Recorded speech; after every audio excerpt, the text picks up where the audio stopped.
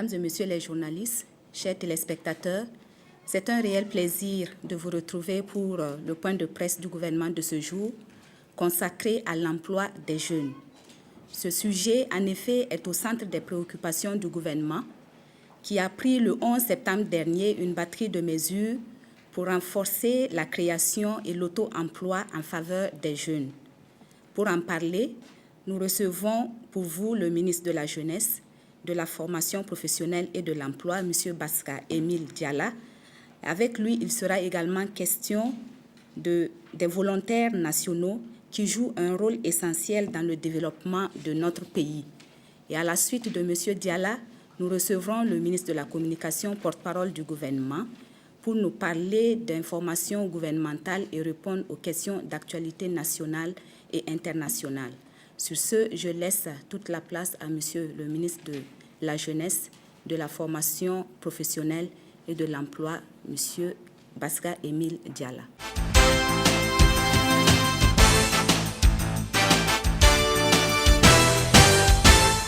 Il vous souviendra que le Conseil des ministres, en sa séance du 11 septembre 2013, a effectivement adopté un certain nombre de mesures sociales en vue d'améliorer les conditions de vie des populations, dont celles relatives à la création d'emplois et de revenus et au renforcement des capacités des fonds nationaux de financement. Alors, au compte de mon département, ces mesures-là se sont traduites sur un certain nombre d'aspects. Il y a 4 aspects que je vais aborder. Il y a d'abord une dotation d'1 milliard de francs CFA. Ça, c'est à l'adresse des jeunes diplômés. Une dotation d'un 2e milliard, donc 1 milliard encore, pour renforcer les capacités des fonds nationaux placés sous la tutelle de mon département. Il s'agit bien entendu du fonds d'appui à la promotion de l'emploi FAPE, du fonds d'appui aux initiatives des jeunes FEJ, du fonds d'appui au secteur informel FASI. Le 3e aspect que je vais aborder, c'est le recrutement des jeunes pour les travaux à haute intensité de main-d'œuvre dans les différentes mairies. Alors, je l'aborde parce qu'il touche un public dont j'ai la charge, mais je dois noter tout de suite que c'est un volet qui est piloté par mon collègue en charge des infrastructures et du désenclavement, le ministre Jean-Bertin Ouédraogo, qui, à l'occasion, bien entendu, en parlait avec autorité, mais à mon niveau, comme ça concerne la jeunesse, moi, j'ai bien sûr mon commentaire et un certain état d'exécution à vous faire. Et le 4e aspect, c'est la formation, qui est en fait une mesure d'accompagnement pour ceux qui seront impliqués dans les travaux à IMO. Là, il faut les accompagner en matière de formation, puisque voilà un peu la nouvelle trouvaille. Vous n'êtes pas seulement engagé dans des travaux à IMO, on vous accompagne en matière de formation dans le domaine des métiers pour que, éventuellement, après ces travaux IMO, vous puissiez peut-être monter votre propre affaire. Alors, il faudra aussi remarquer que ces mesures gouvernementales-là, prises en septembre, ça doit être exécuté dans le dernier trimestre de l'année. C'est prévu pour être exécuté en octobre, novembre, décembre. Donc, c'est sur 3 mois. Alors, donc, si je dois vous faire un bilan rapidement sur un peu ces 4 aspects-là, je fais un balayage rapide. Par exemple, le premier point, le crédit d'investissement et d'installation pour le financement de l'auto-emploi des jeunes diplômés. Alors, on a créé un guichet spécial au Fonds burkinabé de développement économique et social, logé au niveau du ministère de l'économie et des finances, où on a logé le 1er milliard de francs CFA. Là, il y a eu des appels, des avis à manifestation d'intérêt qui ont été diffusés. Et je peux vous dire qu'à la date du 13 décembre, par exemple, le fonds là a financé 85 projets d'auto-emploi des jeunes diplômés. 85. Pour un montant global de 799 455 933 francs CFA à la date du 13 décembre. Donc, c'est un taux de réalisation physique et financière respectivement de plus de 70% et de près de 80%. Alors, et ces financements-là vont permettre de générer 436 emplois directs. Quand on dit emploi direct, souvent les gens se disent que c'est peu. Non, ça a un effet démultiplicateur. Quand vous considérez les impacts indirects, ça peut être multiplié facilement par 2 ou par 3. Donc, c'est très important. Alors, bien entendu, la mise en œuvre des activités programmées se poursuit avec l'examen des dossiers de demande de financement et des projets retenus. Donc, cela se poursuit. Alors, je dois noter qu'à ce niveau-là, l'intérêt des jeunes diplômés pour cette mesure-là a été vraiment automatique. Alors, 250, à la date du 13 décembre, notez bien, 251 dossiers ont été déposés pour un besoin de financement de 2 703 483 221 francs. Donc, vous voyez, vous avez une enveloppe d'1 milliard et quand vous lancez les avis, vous recueillez des demandes et des besoins de financement de plus de double, 2 milliards. Voilà. Donc, c'est pour dire que l'engouement était vraiment là. Alors, puis, il faut savoir que ça intéresse les jeunes diplômés, c'est-à-dire les diplômés de Bac plus 2 et plus. Ce qu'on appelle communément niveau DET ou 2 ou DL, selon voilà. Donc, Bac plus 2 et plus. Et le niveau de financement, ça va de 5 millions à 20 millions. Voilà. Donc, si vous avez un projet entre 5 et 20 millions bancable, vous êtes retenu. Alors, le deuxième aspect, l'appui financier aux 3 fonds de financement placés sous la tutelle technique du ministère, c'est-à-dire le FASI, le FEJ et puis le FAPE. Alors, à ce niveau-là, pour le milliard mis à leur disposition, le FAPE a un besoin de 721 123 287 francs CFA. Le FEJ, 115 90 665 francs CFA. Le FASI, 105 183 000 francs CFA. Alors, c'est un total tout de suite de 941 396 952 francs CFA. Donc, vous voyez que sur le milliard, on consomme directement déjà au moins près de 950 millions et on a espéré que les 50 millions restants peuvent servir dans des activités de suivi. Voilà, donc l'engagement des formalités de financement parce qu'on a 538 projets en tout pour l'enveloppe totale là, et on espère que cela va créer 807 emplois directs. Ça, c'est au niveau des 3 fonds de financement. Alors, donc, bilan par fonds, à la date du chose d'hier seulement, le FAPE a signé 142 contrats pour un financement total de 400 millions, donc, et a déjà remis 50 chèques. Vous voyez que donc, d'un montant d'environ 100 millions. Le FEJ a remis 90 chèques d'un montant total de près de 70 millions. Et le FASI a procédé à la remise de chèques à 98 promoteurs pour un montant de près de 42 millions. Donc, à ce jour, sur les 238 promoteurs ont reçu leur chèque d'un montant total de 210 854 000 francs CFA. Alors, il faut dire qu'on a en tout 558 projets de prévus. Et comme je vous le disais, ça va générer 807 emplois directs.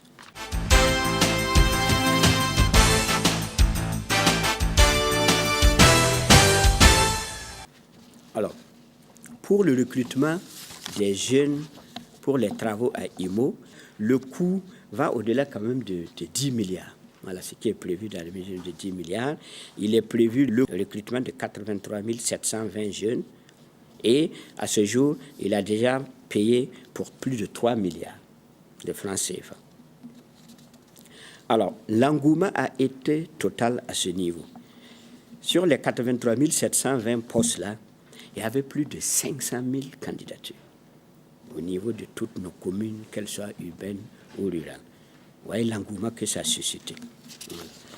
Et il est même très fortement demandé au niveau des régions que cette mesure-là puisse être reconduite. Et c'est ce que d'ailleurs le gouvernement est en train de considérer pour qu'après l'expérience du dernier trimestre, qu'en fait ces mesures sociales-là puissent être reconduites. Alors le dernier aspect, c'est la formation, l'accompagnement de ces 83 720-là qui vont être engagés sur les chantiers et les accompagner en matière de formation. Donc, il est prévu une session de formation ne devant pas excéder 10 jours et ça va concerner près de 37 métiers utilitaires qui seront identifiés, bien sûr, en fonction des potentialités de chaque région. Alors, ça va être assuré par le ministère en charge de la jeunesse à travers l'Agence nationale pour l'emploi. et qui va bien sûr se mettre en synergie avec les centres privés de formation professionnelle présents dans les régions, provinces, départements et communes pour la réalisation de ces formations-là. Alors, les actions de formation-là sont chiffrées à près de 600 millions et en fait, un budget est déjà soumis à l'adresse du ministre de l'Économie et des Finances.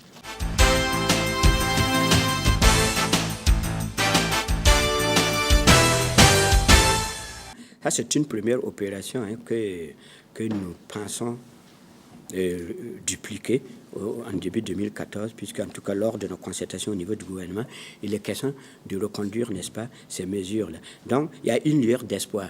Et Dieu faisant bien les choses, si vous avez suivi, je viens de défendre devant l'Assemblée nationale un projet Banque mondiale emploi jeune. Et là-bas, vous voyez que c'est un projet qui va partir de 2014 à 2018 sur 5 ans.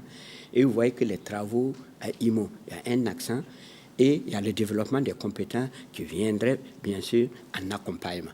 Donc c'est un projet qui va innover par rapport au PSE parce qu'on ne va plus mettre les jeunes seulement au niveau des IMO sans accompagnement en matière de formation, sans accompagnement en matière de dotation en kit, sans accompagnement en matière d'apport de crédit et d'appui conseil pour vous aider à vous installer. Et il est même prévu une retenue volontaire de votre émolument qu'on vous remettrait à la fin pour vous accompagner en fait pour créer votre propre affaire. Alors donc c'est pour dire qu'il y a déjà quand même une initiative qui est là pour un peu répondre à cette préoccupation-là. On sait que les besoins là sont immenses et j'ai pour habitude de dire, bon, la problématique du chômage des jeunes, vous voyez qu'elle est assez planétaire. C'est vraiment le problème du moment. Et vous voyez que toute bonne institution qui se respecte aujourd'hui a au top de son agenda la problématique de l'emploi des jeunes. Donc, ce n'est pas seulement au niveau du Burkina. Donc, elle est vraiment mondiale. Et quand vous voyez les efforts faits déjà au niveau du Burkina, que ce soit à travers les fonds de financement, que ce soit à travers le programme spécial initié par le président du Faso, que des gens admirent du dehors, moi, je crois que c'est des efforts vraiment qu'il faut saluer. Et il faudra peut-être qu'on s'arme un peu de patience. Il faut qu'on se dise la vérité. Notre économie n'est pas suffisamment compétitive pour générer le nombre d'emplois souhaités, pour qu'on espère le plein emploi. Donc, ce n'est pas possible. Donc là, il faudrait qu'on aille petit à petit et saluer vraiment à sa juste valeur, en tout cas, les efforts que nous avons pu faire avec les résultats que nous avons. Sinon, il y a déjà une initiative qui peut venir un peu combler cette demande-là. Et du reste, comme les mesures gouvernementales sont appelées à être reconduites, donc ça veut dire que c'est juste. Mais ça nous donne aussi une idée des attentes. C'est ça qui permet au gouvernement aussi de pouvoir, n'est-ce pas, se projeter.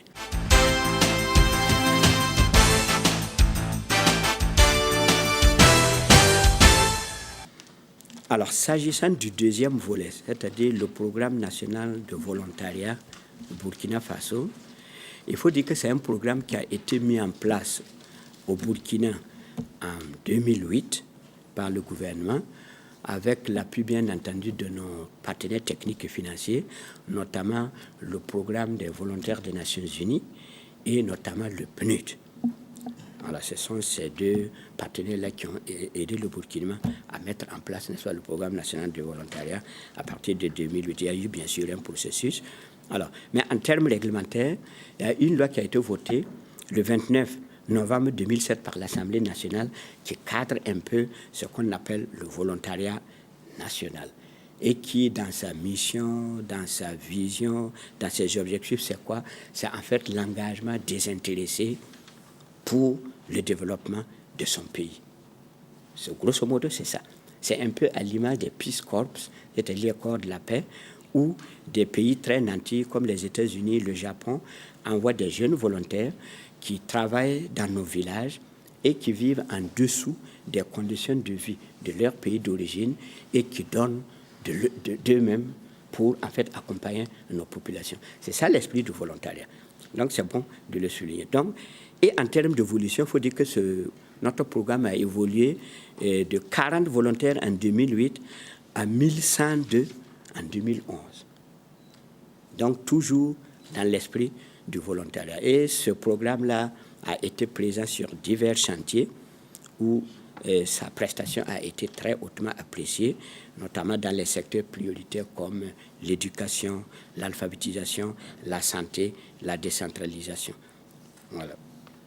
Et on a été tellement performants à travers ce programme-là que ça nous a valu en fait des visites de partage d'expérience par certains pays amis tels que le Togo, le Mali, le Bénin, le Burundi et j'en passe. Pour dire que c'est vraiment un programme qui a été très performant. Maintenant, il y a un tournant qui est intervenu à partir de 2012. La connexion du programme national de volontariat avec le programme phare que le chef de l'État a initié en faveur des jeunes. Je veux parler du programme spécial de création d'emplois pour les jeunes et les femmes. Dans sa composante numéro 1, à l'adresse des jeunes diplômés, il y a un volet recrutement de volontaires. Et c'est là où le programme national de volontariat du Burkina Faso intervient. Alors, vous voyez les chiffres, on a évolué de 2008 à 2011 de 40 volontaires à 1102. Brusquement, en 2012, on recrute, les prévisions c'était 10 000 volontaires. Au finish, on frôlait les 14 000 volontaires. Et le mode de recrutement a été en fait l'enrôlement par les listes. Cela veut dire quoi? Qu'en fait les volontaires ont été recrutés au niveau de l'administration et de ses démembrements et les listes ont été communiquées au programme national de volontariat. Alors que le volontariat, dans sa démarche, quand il recrute, c'est par appel à candidature. Donc, vous voyez que d'abord, les effectifs sont réduits, on vous suit, on vous encadre et vous êtes... il y a une sorte d'immersion même dans la philosophie du volontariat qui est le don de soi de manière désintéressée pour son pays. Alors, il se retrouve donc avec, pour être précis, 13 295 volontaires en 2012 à gérer. Et bien sûr, cela ne s'est pas fait sans difficulté. Du coup, ça a un peu altéré l'esprit originel même du volontariat, puisqu'apparemment, les volontaires, quand on les a recrutés, engagés, plus ou moins, on avait affaire en fait à des salariés et quand les allocations accusaient un certain retard, c'était des revendications. Et je suis sûr que vous, de la presse, vous avez pu suivre ces aspects-là. Alors, bien sûr, les effectifs n'étaient pas maîtrisés. Les volontaires, bien entendu, étaient méconnus du PNVB, le Programme national de volontariat de Burkina, puisqu'ils ne les avaient pas recrutés par ces canaux habituels.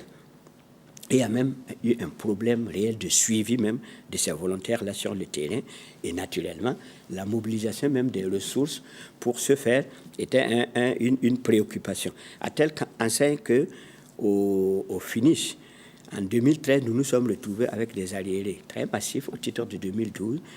Et Dieu faisant bien les choses, le gouvernement a fait un effort exceptionnel et a mobilisé plus de 4 milliards pour qu'on résorbe ces arriérés-là. Et l'équipe au niveau du ministère s'était donnée jusqu'à la date du 30 novembre pour résorber entièrement ces arriérés-là. Alors donc il y a eu des actions tous azimuts au niveau des régions, des provinces pour un peu solder ces aspects-là. Et j'ose croire que c'est fait parce que depuis cette intervention, je n'ai plus reçu de SMS sur mon téléphone de jeunes qui me disent « Monsieur le ministre, ça fait 3 mois que je n'ai pas perçu mes allocations ». Donc ça, c'est une indication que quand même ça a été efficace. Mais je n'écarte pas la possibilité qu'il y ait eu quelques éléments qui ne soient pas là au moment où l'équipe de paiement était de passage dans la région, etc. Donc ça veut dire que quand même ce problème, je peux considérer qu'il est vraiment en passe d'être résorbé totalement. Alors, ayant vécu cette expérience, au titre de 2013, nous sommes limités à 1300 volontaires. Pour les torturer. Et même pour ça, il nous faudra mobiliser en tout cas beaucoup de ressources pour un peu solder ceux-là qui vont jusqu'à janvier 2014. Et pour le plan d'action du PSE de 2014, on prévoit recruter seulement 2000 volontaires. Et ces 2000 volontaires vont être recrutés selon la philosophie et l'esprit du PNVB pour être sûr que le don de soi désintéressé pour accompagner son pays sera vraiment de mise, puisque ces gens-là sont formés comme au civisme et à la citoyenneté. Donc, c'est comme des gens qui sont là pour apporter quelque chose à leur pays.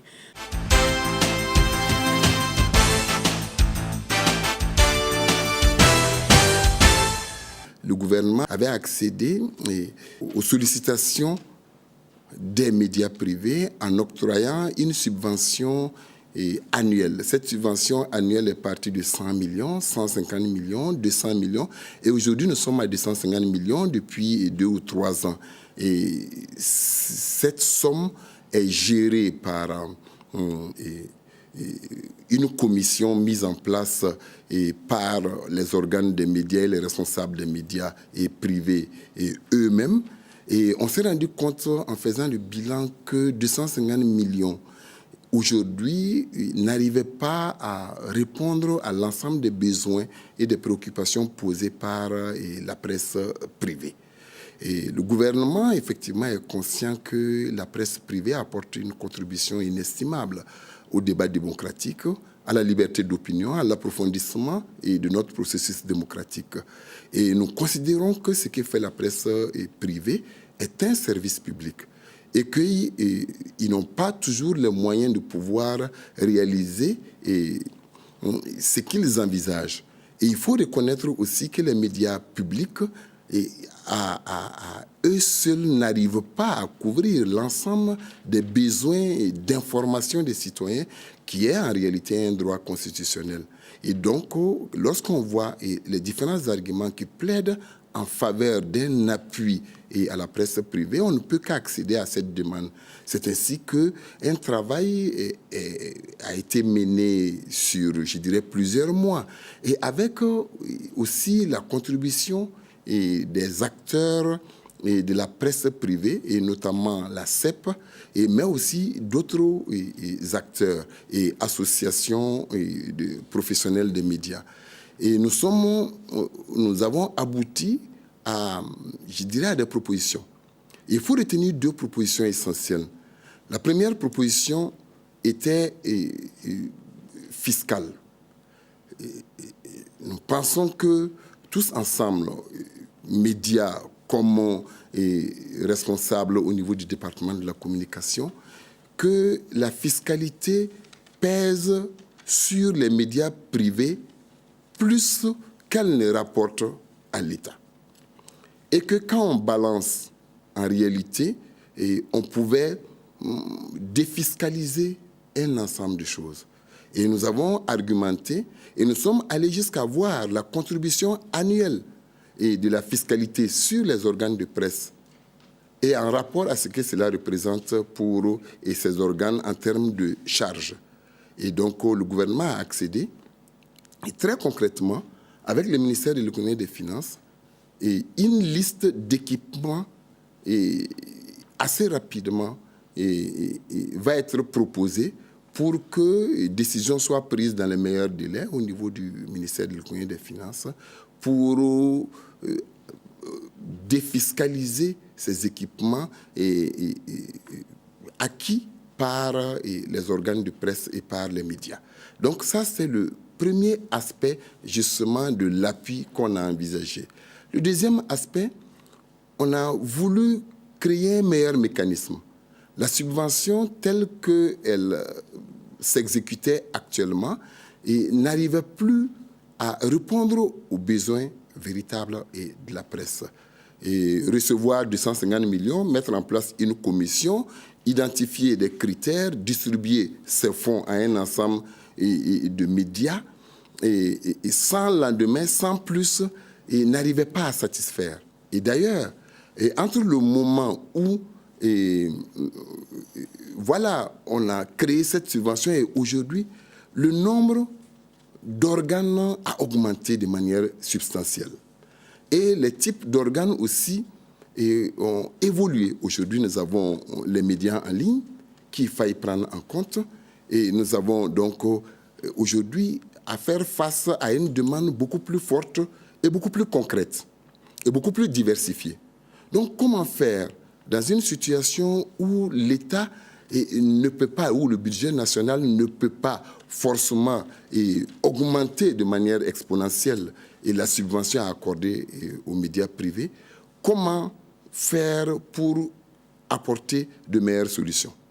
En créant ce fonds d'appui à la presse privée, comme tout fonds, il s'agit de créer un mécanisme, un organisme avec un statut qui va recevoir la subvention de l'État, que nous cherchons à travailler à augmenter, mais en plus de cela, qui va chercher d'autres moyens par ailleurs pour pouvoir alimenter ce fonds.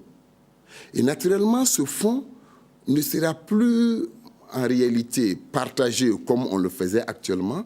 Ce fonds qui va avoir une personnalité juridique et qui sera géré, et je dirais en partenariat avec l'ensemble des acteurs, et va identifier un ensemble de prestations à offrir aux organes de presse. Et ces prestations peuvent partir de la subvention, telle que ça s'exécutait actuellement. Ça veut dire qu'en fonction des catégories ou de la demande, un organe de presse peut demander purement et simplement une subvention que le fonds va lui accorder, au regard d'un certain nombre de critères. Mais le fonds pourra aussi peut-être offrir ou bien donner des prêts à des organes qui le solliciteraient. Les montants peuvent différer.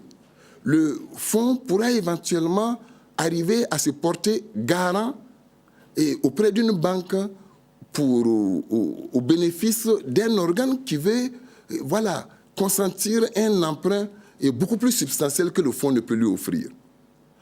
Le fonds pourra organiser, je dirais, des achats groupés. Ça fait plusieurs années que nous essayons d'organiser, par exemple, une centrale d'achat pour que, vous savez, lorsque vous achetez votre papier, et chacun va acheter, je dirais, 1 tonne, ça coûte plus cher que lorsque on achète 1000 tonnes. Et si nous nous organisons pour acheter ensemble, le coût revient beaucoup plus bas. Et on n'arrive pas à organiser jusque-là, quand bien même on en parle, et que l'ensemble des acteurs accèdent à cela. Et aujourd'hui, avec ce fonds, je pense qu'on pourra mieux organiser. Donc voilà en réalité les 2 mécanismes que nous avons proposés au gouvernement qui a accédé à cela. Et nous sommes maintenant dans la phase de mise en œuvre. Et pour cette phase de mise en œuvre, nous allons tenir plusieurs rencontres avec les organes des médias, avec les responsables, pour pouvoir très concrètement voir quelle est la liste. Il faut que tous les médias puissent être interrogés sur la liste des équipements que l'on propose. Il faut qu'on s'accorde sur cette question pour éviter qu'après on ne dise « nous, on n'était pas au courant » et ainsi de suite. Premier aspect. Deuxième aspect, concernant le fonds, nous allons discuter des documents de base, des textes, et qui vont être relatifs au statut, aux différentes prestations à offrir aux médias par le fonds, à l'organisation, au fonctionnement et au financement de manière concrète. Donc voilà, et pour ce qui concerne les mécanismes auxquels le gouvernement a accédé hier pour pouvoir, en Conseil des ministres, pour appuyer les médias privés dans notre pays.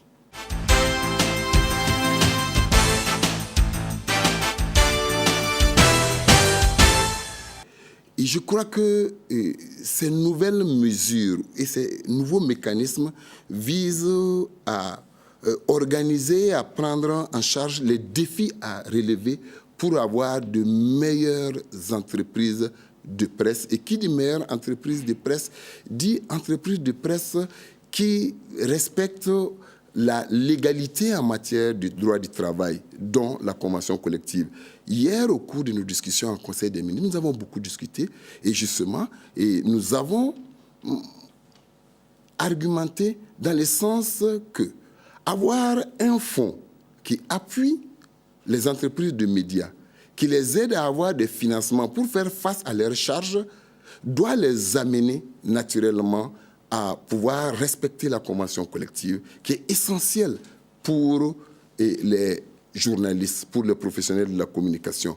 Et naturellement, à la question de votre confrère tout de suite du pays, je reviens pour dire que voilà, entre autres, un des critères autour desquels nous allons insister quand on va discuter des prestations que le fonds va accorder aux différents acteurs, c'est-à-dire la conditionnalité du respect de la convention collective. Et d'ailleurs, depuis la signature de la convention collective, je pense que avec les responsables d'organes de presse privés, il y a eu beaucoup de discussions et à l'époque, il y avait eu même proposition d'un livre blanc et dans lequel il était proposé justement des mesures fiscales.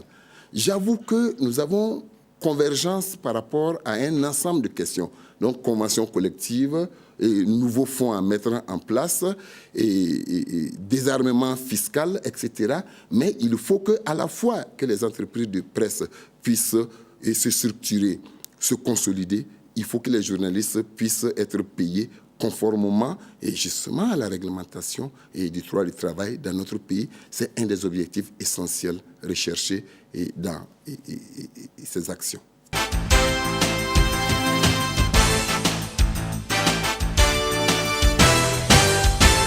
La question du statut des travailleurs des médias publics ne relève pas du ministère de la Communication, mais dépend et du ministère de la Fonction publique, et même pas du ministère de la Fonction publique, mais d'une loi.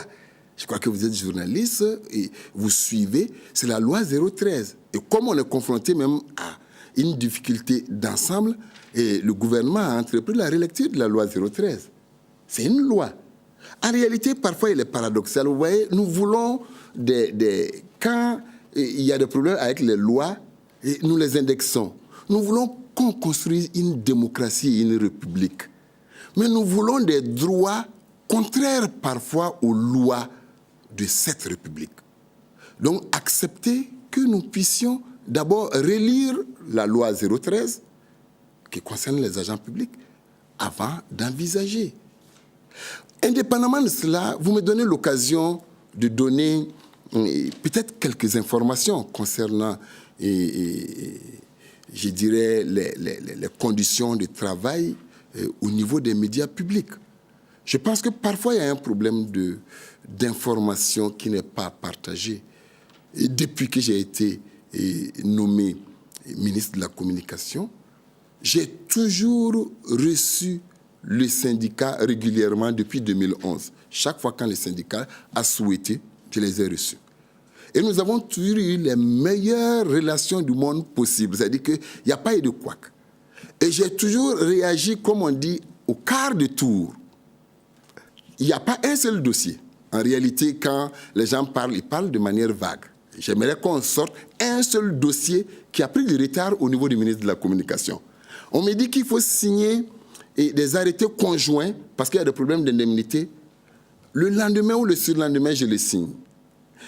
Tous les membres des syndicats qui veulent, ils peuvent m'interpeller parfois par SMS, je réponds toujours.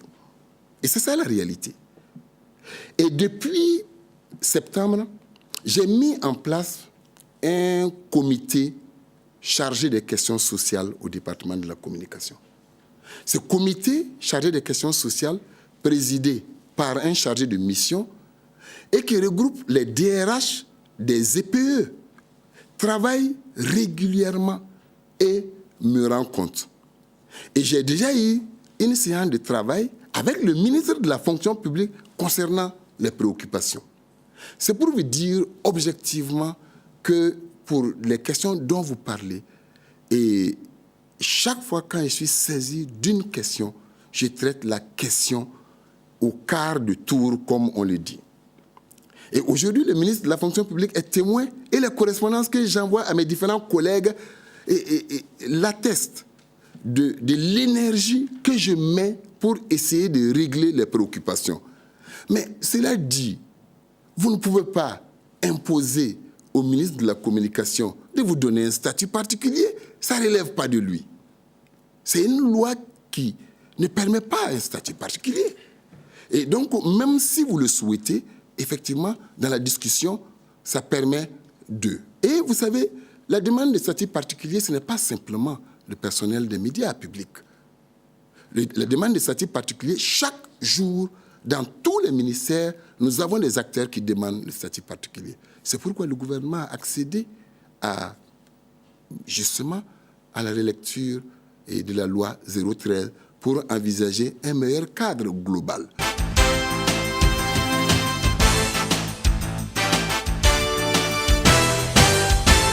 Nous avons fini avec l'adoption des projets de loi. nous avons 2 projets de loi. Un projet de loi sur l'audiovisuel et un projet de loi sur la presse écrite. Concernant ces 2 projets de loi, il est question, vous savez comment fonctionne une république. Ça veut dire que quelle que soit la volonté du ministre de la Communication, ce n'est pas lui qui valide ou qui adopte les lois. Quelle que soit ma volonté. Ça veut dire que je peux y croire. Les journalistes peuvent y croire. Il y a des gens légitimes au Burkina qui doivent voter les lois. Quel que soit ce qu'on va dire, si ils n'en sont pas convaincus, ils ne vont pas voter. Vous avez beau penser que vous avez raison. C'est eux que le peuple a voté pour adopter les lois. Et ça, j'aimerais que nous puissions prendre conscience. Alors, les différents contacts auxquels j'envisage dans les meilleurs délais avec les différents organes de presse privés portent essentiellement sur les nouveaux mécanismes d'appui, mais aussi sur les avant-projets de loi que nous voulons soumettre à l'Assemblée. Je souhaite que nous puissions mettre en place un groupe de lobbying, de plaidoyer pour essayer d'approcher les parlementaires, essayer d'approcher les leaders d'opinion, plaider et expliquer qu'aujourd'hui, emprisonner un journaliste ne sert à rien du tout. Donc voilà où nous en sommes et j'espère qu'ensemble, nous allons pouvoir avancer. Et j'aimerais pouvoir vous dire qu'en la matière, il n'y a pas le ministère en face des organes de presse ou en face des journalistes. Nous sommes tous ensemble pour pouvoir travailler à faire en sorte que les législateurs burkinabés puissent accéder à cette vision des choses. Et je crois effectivement qu'emprisonner pour délit d'opinion n'est pas utile dans une démocratie.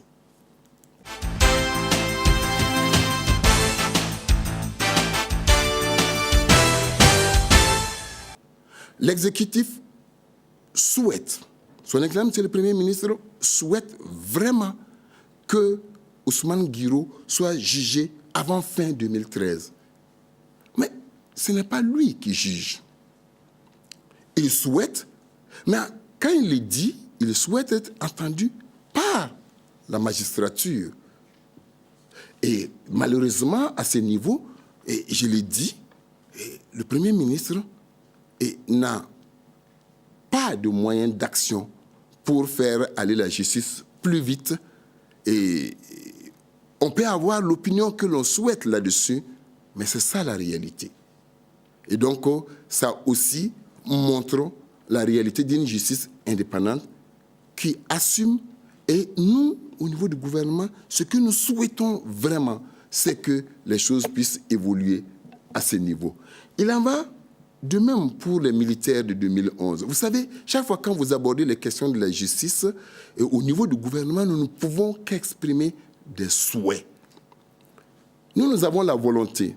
Mais en même temps, aujourd'hui, le gouvernement, vous savez, en Conseil des ministres, nous ne statuons pas sur les dossiers judiciaires. Nous ne statuons pas sur les dossiers judiciaires. En Conseil des ministres, nous pouvons discuter d'un certain nombre de préoccupations et interpeller le ministre de la Justice pour qu'il voit, mais il y a le processus judiciaire qui suit son cours et il faut faire avec. Et c'est la même chose dans tous les pays du monde. Et c'est ça l'indépendance de la justice. Et donc, je souhaite que vous ne teniez pas rigueur au Premier ministre pour des délais du 31 décembre 2013, parce que je crois que cela ne correspondait pas fondamentalement à l'esprit de son propos. Et si vous savez, un temps soit peu secret, c'est que le secret de l'instruction, on ne met pas ça dans les rapports distribués aux membres du gouvernement pour donner leur point de vue. Et donc, nous nous en remettons simplement à ces procédures avec l'espoir que ça aille beaucoup plus vite. Mesdames et messieurs, c'est la fin du point de presse de ce jour. Tout le plaisir a été pour nous de vous apporter ces informations. Merci à tous. On se donne rendez-vous la prochaine fois pour un autre point de presse.